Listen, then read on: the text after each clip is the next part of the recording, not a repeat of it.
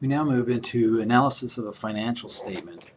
This is an important part of finance and financial research.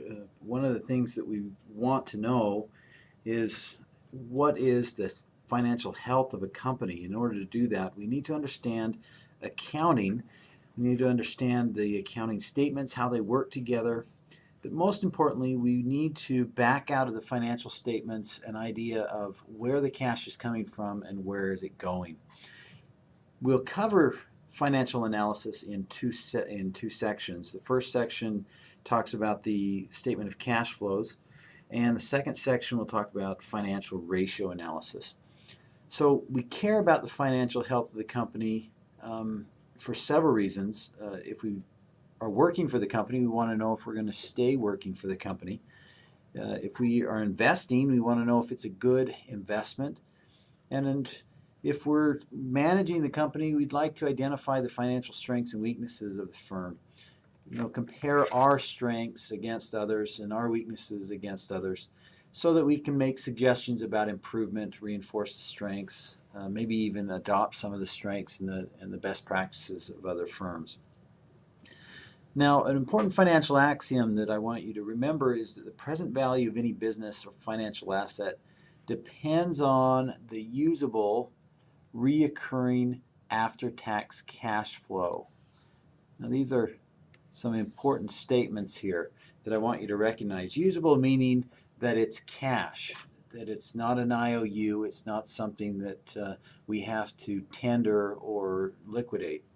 Second is we are not so concerned about those extraordinary cash flows. We're more concerned about what are the cash flows from operations that are reoccurring and consistent. And then after tax, because obviously the government is going to take a portion of that income, and we're more concerned about the after tax rather than pre-tax cash flow.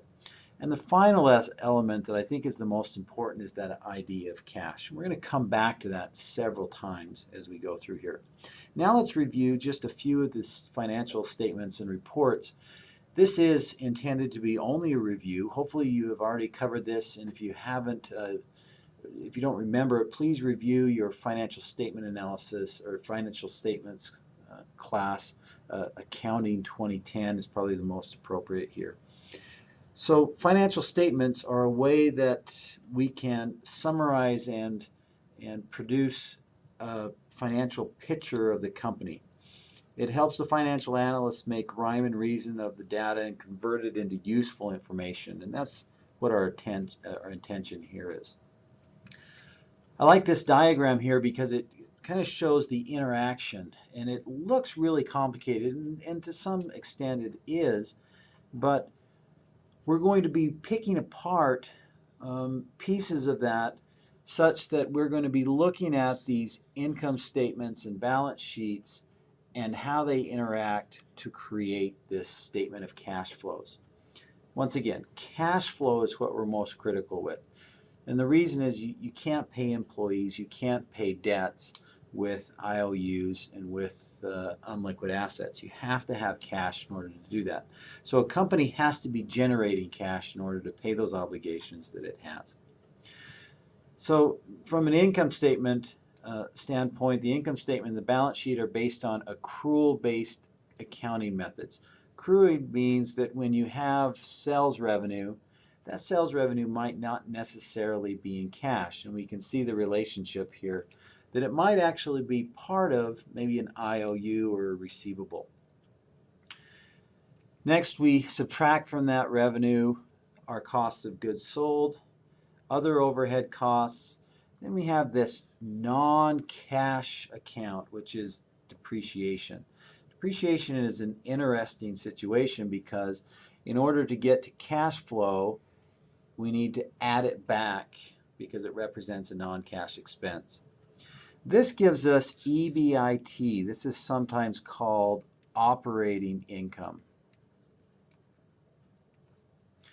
EBIT stands for earnings before interest and taxes. Sometimes there'll be earnings before interest, taxes, depreciation, amortization, or EBITDA. But you can see we've actually subtracted off depreciation and assumed that amortization as well. The income from interest means that it's pulling income from other investments other than the day-to-day operations of the company. This gives us the before tax or earnings before tax or EBT. We subtract off our tax expense based on some corporate statutory or marginal tax rate. And that leaves us with the result, which is net income. Net income is sometimes called the bottom line. And that's exactly what it is. It is the bottom line. Now from this point, that net income goes to one of two sources. It either goes to pay out dividends to the holders of the company, or it is reinvested into the company in the form of equity or retained earnings. Next, we go to the balance sheet, and the balance sheet is split up into two segments. The first segment is called the assets, so that's the top side of the balance sheet here, and then the liabilities and equity. And it's called the balance sheet because obviously the liabilities and equity should equal the assets. When we look to the statement of cash flows, we want to look at the changes in the balance sheet items. So the net income or the results comes over to the cash flow statement as operational cash flows once we've made some adjustments. And then we adjust that net income based on our balance sheet changes. So for income statements, we need 1 year or one accounting period. For balance sheets, we actually need 2 statements. So 1 year covering the statement between the first balance sheet and the second balance sheet. In the next segment, we'll talk about each one of those financial statements and how they help us. And then finally, at the end of this section, we'll take a look at how we create a statement of cash flows from the income statement and from the balance sheet.